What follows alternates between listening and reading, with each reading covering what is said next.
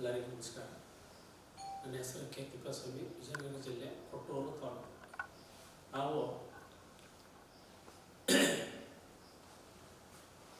1947 ಮುಂಚೆ ನಮ್ಮ ದೇಶಕ್ಕೆ ಬ್ರಿಟಿಷರು ವ್ಯಾಪಾರಕ್ಕಾಗಿ ನಮ್ಮ ಭಾರತ ದೇಶವನ್ನು ತಲುಪಿದರು.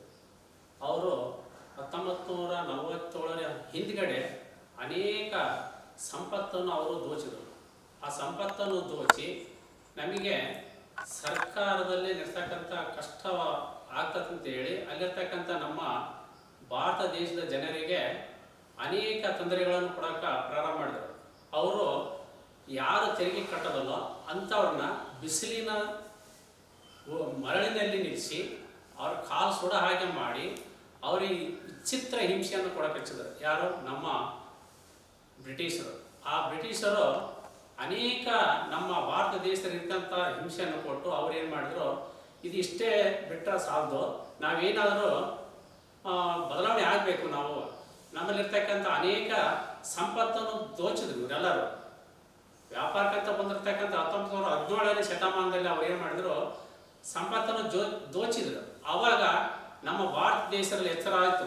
ಗಾಂಧೀಜಿ, ನೆಹರು, ಅಂಬೇಡ್ಕರ್ ಅನೇಕ ಮಹಾನ್ ವ್ಯಕ್ತಿಗಳು, ಲಾಲ್ ಬಹದ್ದೂರ್ ಶಾಸ್ತ್ರಿ, ಅನೇಕ ಮಹಾನ್ ವ್ಯಕ್ತಿಗಳು ಏನು ಮಾಡಿದ್ರು, ಎಲ್ಲರೂ ಒಂದುಗೂಡಿ ನಾವು ಏನಾದ್ರು ಮಾಡಿ ಭಾರತ ಸ್ವಾತಂತ್ರ್ಯ ನಾವು ಪಡಿಬೇಕು, ನಾವು ಹಿಂಗೆ ಬಿಟ್ಟರೆ ನಮ್ಮಲ್ಲಿರ್ತಕ್ಕಂಥ ಕೊಳ್ಳೆ ಹೊಡಿತಾದ್ರೆ ಇವರು ಭಾರತ ದೇಶಕ್ಕೆ ಏನು ಉಳಿಸೋದಲ್ಲ ಅಂತ ಹೇಳಿ ಎಲ್ಲರೂ ಅನೇಕ ಮಹಾನ್ ವ್ಯಕ್ತಿಗಳು ಅವ್ರು ಏನು ಮಾಡಿದ್ರು ಅಂತ ಅಲ್ಲದಲ್ಲೇ ಒಂದು ಮೀಟಿಂಗ್ ಮಾಡಕ್ಕೆ ಹಚ್ಚಿದ್ರು.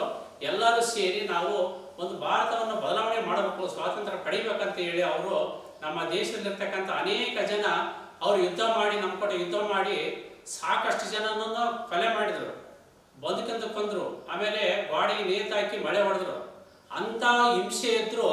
ಅಂಥ ಸಂದರ್ಭದಲ್ಲಿ ಏನು ಮಾಡಿದ್ರು, ಹೆಣ್ಮಕ್ಳು 9 ತಿಂಗಳ ಪ್ರೆಗ್ನೆಂಟ್ ಇರ್ತಕ್ಕಂಥ ಹೆಣ್ಮಕ್ಳು ಹೊಡಿಲಂತ ನಾನು ಹೇಳಿ ಅವರು ಮುಂದ್ಗಡೆ ಬಂದು ನನ್ನ ಹೊಡಿ ಅಂತ ಹೇಳಿದಾಗ ಅವಾಗ ಬಂಕದಲ್ಲಿ ಹೊಡಿತಕ್ಕಂಥ ಪೊಲೀಸರು ಹಿಂದೆ ಸರಿತಾರೆ. ಅವಾಗ ಏನಾಯ್ತು, ನಾವು ಮುಂದೆ ನುಗ್ಗಬೇಕು ಅಂತ ನಮ್ಮ ಭಾರತ ದೇಶದ ಜನರು ಮುನ್ನುಗ್ಗಿದ್ರು. ಹಿಂದೆ ಸರಿಯಿಲ್ಲ. ಯಾಕೆ? ಯುದ್ಧ ಮಾಡ್ಬೇಕಾದ್ರೆ ನಾವು ಮುನ್ನುಗ್ಗಿದ್ರು. ಅಲ್ಲಿರ್ತಕ್ಕಂಥ ಜನ ಒಬ್ಬರಿಂದ ಒಬ್ರು ನೋಡ್ತಾ ಎಲ್ಲರೂ ಮುನ್ನುಗ್ಗಿ ಅನೇಕ ಜನರು ತಮ್ಮ ಪ್ರಾಣವನ್ನು ಬಲೆ ಕೊಟ್ಟು 1947 ಆಗಸ್ಟ್ 15ರಂದು ನಮಗೆ ಮಧ್ಯರಾತ್ರಿ 12 ಗಂಟೆಗೆ ನಮಗೆ ಸ್ವಾತಂತ್ರ್ಯವನ್ನು ಬಿಟ್ಟುಕೊಟ್ರು. ಯಾರು? ಬ್ರಿಟಿಷರು. ಆಗಿನ ಕಾಲದಲ್ಲಿ ಇರ್ತಕ್ಕಂಥ ಬ್ರಿಟಿಷರು ಯಾವುದಕ್ಕೂ ಸಹಿ ಮಾಡಕ್ಕೆ ತಯಾರಲ್ಲ. ಅವರು ಯಾಕೆ ಬಿಟ್ಕೊಡ್ಬೇಕು? ಯಾಕಂದ್ರೆ ಇರ್ತಕ್ಕಂಥ ನಿಮ್ಮ ದೇಶದಲ್ಲಿ ಇರ್ತಕ್ಕಂಥ ಸಂಪತ್ತನ್ನು ಕೊಳ್ಳೆ ಹೊಡಿತಿದ್ದ, ನಾವು ಸಾಕಷ್ಟು ಸಂಪತ್ತಿದೆ, ಇದು ಬಿಟ್ಟಬಾರ್ದು ಅಂತ ಹೇಳಿ ಅವರು ನಮ್ಮಲ್ಲಿ ಆ ಮಿಲಿಟರಿ ತಂದು ನಮ್ಮ ಭಾರತ ದೇಶದ ಮೇಲೆ ಯುದ್ಧ ಮಾಡಿದ್ರು. ಆದ್ರೂ ನಮ್ಮ ಭಾರತ ದೇಶ ಅವರು ಹಿಂದೆ ಸರಿಲಿಲ್ಲ. ಅವ್ರು ಹೇಳಿದ್ರು, ಯಾವುದೇ ಕಾರಣಕ್ಕೆ ನಾವು ಭಾರತ ದೇಶದಲ್ಲಿ ಇರ್ತಕ್ಕಂಥ ನಿಮಗೆ ಬಿಟ್ಕೊಡೋದಲ್ಲ, ನಾವು ನಿಮಗೆ ಯಾವ ತರಹದ ಆಸ್ತಿಯನ್ನು ಕೊಡೋದಲ್ಲ ಅಂತ ಹೇಳಿ ಅವಾಗ ಇವರು ಬಹಳ ನಮ್ಮ ಗಾಂಧೀಜಿಯವರು ಶಾಂತಿ ಶಾಂತಿ ಶಾಂತಿ ಅಂತ ಹೇಳಿ ನಮ್ಮನ್ನ ನಿಧಾನಗತಿಯಲ್ಲಿ ನಾವು ಸ್ವಾತಂತ್ರ್ಯ ಪಡೆಯೋಣ, ನಾವು ಯುದ್ಧ ಮಾಡೋದು ಬೇಡ, ನಿಧಾನಗತಿಯಲ್ಲಿ ನಾವು ಸ್ವಾತಂತ್ರ್ಯ ಪಡೆಯೋಣ ಅಂತ ಹೇಳಿ ಅವರು ಅನೇಕ ಜನರನ್ನ ಎಲ್ಲಿ ನಮ್ಮ ದೇಶದಲ್ಲಿರ್ತಕ್ಕಂಥ ಅನೇಕ ರಾಜ್ಯಗಳು ಇದ್ದು ಆ ಎಲ್ಲ ರಾಜ್ಯಗಳಿಗೆ ಅವರು ಭೇಟಿ ಕೊಟ್ಟು ಅಲ್ಲಿರ್ತಕ್ಕಂಥ ನೀವು ಎಚ್ಚರಗೊಳ್ಳಿ ಅಂತ ಹೇಳ್ತಾ ಅವ್ರು ಏನು ಮಾಡಿದ್ರು, ಎಲ್ಲರೂ ನಾವು ಬಡಿದೆಬ್ಸಿ ನಾವು ಯುದ್ಧ ಮಾಡಕ್ಕೆ ಹೋಗಲು ಬರ್ರಿ, ಯುದ್ಧ ಮಾಡಿ ನಾವು ಏನಾದ್ರು ಒಂದು ಜಯಶೀಲರಾಗಿ ನಾವು ಸ್ವಾತಂತ್ರ್ಯ ಪಡೆಯೋಣ, ನಾವು ಸ್ವಾತಂತ್ರ್ಯವಾಗಿ ನಾವು ಭಾರತ ದೇಶದಲ್ಲಿ ಯಾವ ಮೂಲೆಗಾದ್ರೂ ನಾವು ಅಡ್ಡಾಡಬಹುದು ಅಂತ ಹೇಳ್ತಾ ಗಾಂಧೀಜಿಯವರು ಹೇಳಿದ್ರು. ಅವಾಗ ಎಲ್ಲರೂ ಅನೇಕ ಮಹಾನ್ ವ್ಯಕ್ತಿಗಳು ಸೇರಿ ಯುದ್ಧ ಮಾಡಿ ನಮಗೆ 1947 ಆಗಸ್ಟ್ 15 ಮಧ್ಯರಾತ್ರಿ ನಮಗೆ ಸ್ವಾತಂತ್ರ್ಯ ಸಿಕ್ತು. ಅವಾಗ ಸ್ವಾತಂತ್ರ್ಯ ಸಿಕ್ಕ ಮೇಲೆ ಅವ್ರು ಏನು ಮಾಡಿದ್ರು, ಬೆಳಿಗ್ಗೆ ರಾತ್ರಿ ಬೇಡ ನಾವು ಧ್ವಜ ಏರಿಸೋದು, ಬೆಳಿಗ್ಗೆ ಆಗಸ್ಟ್ 15ರಂದು ನಾವು ಧ್ವಜವನ್ನು ಏರ್ಸೋಣ ಅಂತ ಹೇಳಿ ಧೈರ್ಯವಾಗಿ ಹೇಳಿದ್ರು. ಅವಾಗ ನಮ್ಮ ಡೆಲ್ಲಿಯಲ್ಲಿರ್ತಕ್ಕಂಥ ಕೆಂಪುಕೋಟೆಯ ಮೇಲೆ ಮೊಟ್ಟ ಮೊದಲನೇದಾಗಿ ಭಾರತ ದೇಶದಲ್ಲೇ ಧ್ವಜ ಏರಿಸಿದ್ದು ಕೆಂಪುಕೋಟೆ ಮೇಲೆ.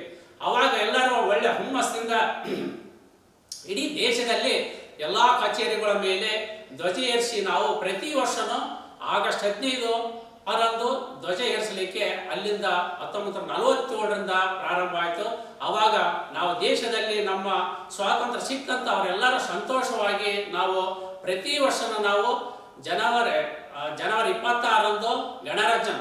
ಅವಾಗ ಅವರು ಏನು ಮಾಡಿದ್ರು, ನಮಗೆ ಸ್ವಾತಂತ್ರ್ಯ ಸಿಕ್ತು. ಈಗ ಏನು ಮಾಡಿದ್ರು, ಆ ಸ್ವಾತಂತ್ರ್ಯ ಸಿಕ್ಕ ಮೇಲೆ ನಮ್ಮಲ್ಲಿರ್ತಕ್ಕಂಥ ಅನೇಕ ರಾಜ ಸಂಸ್ಥಾನಗಳಿದ್ವು. ಅವು 575 ಸಂಸ್ಥಾನಗಳಿದ್ವು ಆಗಿನ ಕಾಲದಲ್ಲಿ. ಅವಾಗ ಹೈದರಾಬಾದ್ ಮತ್ತು ಜಮ್ಮು ಮತ್ತು ಕಾಶ್ಮೀರ ಸಮೇತ ಸೇರಿದ್ರು. ಅಂಥ ಸಂದರ್ಭದಲ್ಲಿ ಅವಾಗ ಏನಾಯ್ತು ಅಂತಂದ್ರೆ, ಇವನ್ನೇನಾರು ಮಾಡಿ ಸ್ವಾತಂತ್ರ್ಯ ಸಿಕ್ಕ ಮೇಲೆ ನಾವು ಅವನ್ನ ವಿಂಗಡಣೆ ಮಾಡ್ಬೇಕಂತ ಹೇಳಿ ಬೇರೆ ಬೇರೆ ತಮಿಳುನಾಡು ಬೇರೆ, ಆಂಧ್ರ ಬೇರೆ, ಕರ್ನಾಟಕ ಬೇರೆ, ಬಿಹಾರ ಬೇರೆ, ಈ ರೀತಿಯ ಅಲ್ಲಿಯ ಭಾಷೆ ತಕ್ಕ ಆಗಿ ಅವೊಂದು ರಾಜ್ಯಗಳನ್ನಾಗಿ ವಿಂಗಡಣೆ ಮಾಡಿದ್ರು ಅವರು. ಆ ರಾಜ್ಯಗಳನ್ನು ವಿಂಗಡಣೆ ಮಾಡಿ ಅಲ್ಲಿರ್ತಕ್ಕಂಥ ಭಾಷೆ ತಕ್ಕ ಆಗಿ ಅಲ್ಲಿರ್ತಕ್ಕಂಥ ಆಡಳಿತವನ್ನು ಎಲ್ಲರಿಗೂ ವಿಸ್ತರಣೆ ಮಾಡಿ ಅವಾಗ ನಮಗೆ ರಾಜ್ಯ ರಾಷ್ಟ್ರವಾಗಿ ನಾವು ಇಡೀ ನಮ್ಮ ದೇಶದಲ್ಲಿ ಎಲ್ಲಾದರೂ ಅಡ್ಡಾಡಬಹುದು.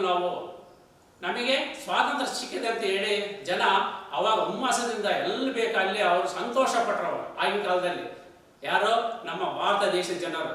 ಈಗ ನಮಗೆ ಈಗಿನ ಒಂದು ಪೀಳಿಗೆ ನೋಡಿದ್ರೆ ವಿದ್ಯಾವಂತರು ನಮಗೆ ಮೊಬೈಲ್ ಹೆಚ್ಚಾಗುತ್ತೆ. ನಾವು ಆಗ ನಡೆದಿರ್ತಕ್ಕಂಥ ಘಟನೆಗಳನ್ನು ಅವರು ಜಾಸ್ತಿ ಅವರು ನೋಡ್ತಿಲ್ಲ.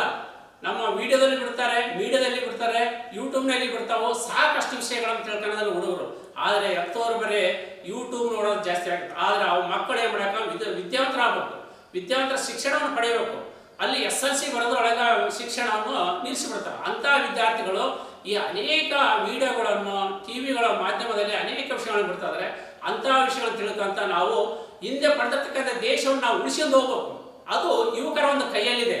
ಆ ಯುವಕರ ಕೈಯಲ್ಲಿ ಇರ್ತಕ್ಕಂಥದ್ದು ನಾವು ಮುನ್ನುಗ್ಗಿಸಿ ನಾವು ಅನೇಕ ಯೋಜನೆಗಳ ಸರ್ಕಾರದಿಂದ ಅನೇಕ ಯೋಜನೆಗಳು ತಂದಾರ. ಫ್ಯಾಕ್ಟ್ರಿಗಳು ತಂದಾರ, ಫ್ಯಾನು, ಆಮೇಲೆ ದೊಡ್ಡ ದೊಡ್ಡ ಫ್ಯಾಕ್ಟ್ರಿಗಳು, ಆಮೇಲೆ ದೊಡ್ಡ ಅಣೆಕಟ್ಟು, ಇವೆಲ್ಲವೂ ನಾವು ಸ್ವಂತ ಒಂದು ಉದ್ಯಮರಾಗಿ ಸ್ವಂತ ಕಾಲ ಮೇಲೆ ನಿಲ್ಲಕ್ಕಂಥ ಒಂದು ಅವಕಾಶವನ್ನು ತಂದುಕೊಟ್ಟಿರ್ತಕ್ಕ ನಮ್ಮ ದೇಶದಲ್ಲಿರ್ತಕ್ಕಂಥ ಅನೇಕ ಜನರಿಗೆ ಅವಕಾಶ ಸಿಕ್ಕಿದೆ. ಆ ಅವಕಾಶವನ್ನು ಯುವಕರು ತಾವು ಬಳಸಬೇಕಂತ ಆಗಿನ ಕಾಲದಲ್ಲಿ ಇರ್ತಕ್ಕಂಥ ಈಗಿನ ಕಾಲದಲ್ಲಿ ಇರ್ತಕ್ಕಂಥ ವ್ಯತ್ಯಾಸ ಆಗಿದೆ. ಆಗಿನ ಕಾಲದಲ್ಲಿ ಫ್ಯಾಕ್ಟ್ರಿಗಳಿಲ್ಲ, ಅಣೆಕಟ್ಟುಗಳಿಲ್ಲ, ನೀರಿನ ಸೌಲಭ್ಯ ಇಲ್ಲ. ರೈತರ ಆಗಿನ ಕಾಲದಲ್ಲಿ 1947-50ರಲ್ಲಿ 1.6 ಇತ್ತು ಆಗಿನ ಕಾಲದಲ್ಲಿ ಬೆಳೀತಕ್ಕಂಥ ಬೆಳೆಗಳ ಧಾನ್ಯ ದರ. ಈಗ 1950ರಲ್ಲಿ ಎಷ್ಟಾಗುತ್ತೆ, 2.6 ಒಂದು ದರ ಹೆಚ್ಚಾಗಿದೆ. ಅವಾಗ ನಮಗೇನಾಗುತ್ತೆ, ಬೆಳೀತಾ ನಮ್ಮ ಧಾನ್ಯಗಳಾಗಿರ್ಬೋದು ರೈತರಿಗೆ ಅನುಕೂಲ ಆಗಿರ್ತಕ್ಕಂಥ ಒಳ್ಳೊಳ್ಳೆ ಧಾನ್ಯಗಳನ್ನು ಬಿಡ್ತದೆ ಬೆಳೀಲಿಕ್ಕೆ. ನಮಗೆ ಹೊಡ್ತಕ್ಕಂಥ ಸಾಕಷ್ಟು ಆದಾಯ ಬರ್ತದೆ. ಈಗ ರೇಷ್ಮೆ ಆಗಿರ್ಬೋದು, ಬೇರೆ ಅನೇಕ ತರಕಾರಿಗಳನ್ನು ಬೆಳೆಯಬಹುದು, ಅನೇಕ ವಿವಿಧ ಸಾಕಷ್ಟು ನಮಗೆ ಸಿಗ್ತಕ್ಕಂಥ ರೈತರಿಗೆ ಅನುಕೂಲ ಆಗ್ತದೆ. ಅದೇ ರೀತಿನ ಮಹಿಳೆಯರಿಗೆ ಒಂದು ಮೀಸಲಾತಿ, ಮೊದಲೆಲ್ಲ ಮೀಸಲಾತಿ ಯಾವುದಿಲ್ಲ, ಈಗ ಅನೇಕ ಮೀಸಲಾತಿ ಕೊಡ್ತಾ ಇದ್ದಾರೆ. ಪ್ರತಿಯೊಂದು ಗ್ರಾಮ ಪಂಚಾಯತಿಯಲ್ಲಿ, ತಾಲೂಕ್ ಪಂಚಾಯತಿಯಲ್ಲಿ, ಜಿಲ್ಲಾ ಪಂಚಾಯತಿಯಲ್ಲಿ, ರಾಜ್ಯದಲ್ಲಿ, ದೇಶದಲ್ಲಿ ಎಲ್ಲರಿಗೂ ಒಂದು ಸ್ಥಾನವನ್ನು ಕೊಟ್ಟಿದ್ದಾರೆ. ಅಂಥ ಸ್ಥಾನ ಮಹಿಳೆಯರು ಯಾವಾಗ ಅವ್ರು ಮುಂದೆ ಬರಬೇಕು, ಅವ್ರು ಯಾವಾಗ ಮಾತಾಡ ಕಲಿಬೇಕು, ಎಲ್ಲರ ಜೊತೆ ಬೆರೀದು ಯಾವಾಗ ಅಂತೇಳಿ ಈಗ ಪ್ರತಿಯೊಂದರಲ್ಲಿ ಅವರು ಮೇಲ್ಗೈ ಅಂತ ಹೇಳ್ತಾ ಹೆಣ್ಣುಮಕ್ಕಳು ತಾವು ತಮ್ಮ ಹೆಜ್ಜೆಯನ್ನು ಮುಂದೆ ಕೆಡ್ತಾರೆ. ಆದರೆ ಹೆಜ್ಜೆಯನ್ನು ಈಗ ಗಂಡು ಮಕ್ಕಳು ಸ್ವಲ್ಪ ಹಿಂದೆ ಸೇರ್ತಾರೆ. ಯಾಕಂದ್ರೆ ಈಗಿನ ಯುವಕರು ಹಿಂದೆ ಹೋಗ್ತಾರೆ. ಆದರೆ ಗಂಡು ಮಾತ್ರನ ಮುಂದೆ ಹೋಗ್ಲಿಕ್ಕೆ ಈ ಪ್ರಯತ್ನವನ್ನು ಮಾಡಬೇಕು. ಈಗ ಸಾಕಷ್ಟು ಮಾಧ್ಯಮಗಳು ಬಂದವ, ಸಾಕಷ್ಟು ವಿಷಯಗಳು ತಿಳ್ಕೋದು. ಪೇಪರ್ ಮಾಧ್ಯಮಗಳು ಅನೇಕ ಪುಸ್ತಕಗಳು ಬರ್ತಾರೆ, ಕವಿಗಳು ಕವನಗಳು ಬರ್ತಾರೆ. ಅನೇಕ ವಿಷಯಗಳನ್ನು ನಾವು ಓದಿ ಆ ವಿಷಯಗಳನ್ನು ನಾವು ಮನನಗೊಂಡು ಅನೇಕ ನಾವು ಏನು ಮಾಡ್ಬೋದು, ಮುಂದೆ ನಾವು ಯಾವ ಕಾರ್ಯವನ್ನು ಮಾಡಿದ್ರೆ ನಮಗೆ ಒಂದು ದಾರಿಯಲ್ಲಿ ಹೋಗ್ಬೋದು ಅಂತ ಹೇಳ್ತಾ ಅವರು ಈಗಿನ ಒಂದು ಪುಸ್ತಕಗಳನ್ನು ನಾವು ಓದ್ಬೇಕು. ಆನಂತರ ಪೇಪರ್ನ ಓದ್ಬೇಕು, ಆಮೇಲೆ ಮಾಧ್ಯಮಗಳ ಮುಖಾಂತರ ನಾವು ತಿಳ್ಕೋಬೇಕು. ಇವು ಅನೇಕ ವಿಷಯಗಳು ನಮಗೆ ಈ ತಿಳಿತಾ ವಿದ್ಯಾವಂತರು ಏನು ಮಾಡ್ಬೇಕಂತಂದ್ರೆ ತಮ್ಮ ಹೆಜ್ಜೆಯನ್ನು ಬದಲಾವಣೆ ಮಾಡಬೇಕು. ಆ ಹೆಜ್ಜೆಯನ್ನು ಬದಲಾವಣೆ ಮಾಡ್ತಕ್ಕಂಥ ಆ ಡಿಪ್ಲೊಮಾ ಆಗಿರ್ಬೋದು, ITI ಆಗಿರ್ಬೋದು, ಇಂಜಿನಿಯರ್ ಆಗಿರ್ಬೋದು, ಡಾಕ್ಟರ್ ಆಗ್ಬೋದು, ಅನೇಕ ದಾರಿಗಳಿದಾವೆ. ನಾವು ಯಾವಾಗ ಸೋಮಾರಿಗಳಾಗ್ತಾವಂತಂದ್ರೆ ನಾವು ಓದಿಲ್ಲ, ನಾವು ಬರೋದಿಲ್ಲ, ನನಗೆ ಹೋಗೋದಿಲ್ಲ ಮುಂದೆ ಅಂತ ಒಂದು ಆ ಭಾವನೆ ನಮ್ಮಲ್ಲಿ ಇರಬಾರ್ದು. ಯಾಕೆ ಅನೇಕ ವಿಷಯಗಳು ನಮಗೆ ಗೊತ್ತಿರ್ತಾವೆ, ಆದರೆ ನಾವು ಪ್ರಯತ್ನ ಮಾಡಬೇಕು. ನಾವು ನೀರಿನಲ್ಲಿ ಇಳಿದಾಗ ಈಜು ಕಲಿಬೇಕಂತಂದ್ರೆ ನಾವು ಸ್ವಲ್ಪ ಕಷ್ಟ ಆಗುತ್ತೆ ಪ್ರಾರಂಭದಲ್ಲಿ. ಆ ನಂತರ ಕಲಿತಾ ಅದೇ ರೀತಿ ಮೆಟ್ಲು ಹತ್ತಬೇಕಾದ್ರೆ ಚಿಕ್ಕ ಮಗು ಒಂದನೇ ಮೆಟ್ಲು ಹತ್ತಾ ಇದ್ರಿ, ಆ ನಂತರ 2ನೇ ಮೆಟ್ಲು ಹತ್ತೆ, ಆ ನಂತರ 3ನೇ ಮೆಟ್ಲು ಹತ್ತೆ.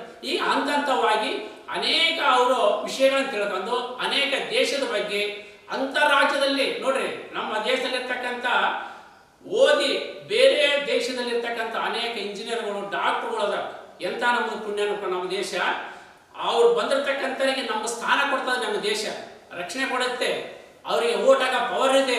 ಅಂತ ಸಂದರ್ಭದಲ್ಲಿ ನಾವು ಬೇರೆ ದೇಶ ವಿದೇಶಕ್ಕೆ ಹೋಗಿ ಅಲ್ಲಿ ನಾವು ಮೆಂಬರ್ ಆದರೆ ನಾವು ನಮ್ಮ ದೇಶದಲ್ಲಿರ್ತಕ್ಕಂಥವ್ರು ಅಲ್ಲಿ ಮೆಂಬರ್ ಆಗಿ ಪ್ರಧಾನಮಂತ್ರಿ ಆಗಿ ಇಂಥ ಅನೇಕ ವಿಷಯಗಳನ್ನು ತಿಳಿಸ್ತಾ ನಾನು ಯುವಕರಲ್ಲಿ ಒಂದೇ ಕೇಳೋದು, ನಾನು ನೀವು ಬುದ್ಧಿವಂತರಾಗಿ ನೀವು ಒಳ್ಳೊಳ್ಳೆ ವಿಷಯ ತಿಳ್ಕೊಂಡು ನೀವು ಸ್ವಂತ ಕಾಲ ಮೇಲೆ ನಿಲ್ಬೋದು ಅಂತ ಹೇಳ್ತಾ ನನ್ನ ಎರಡು ಮಾತುಗಳನ್ನು ಮುಗಿಸ್ತೇನೆ.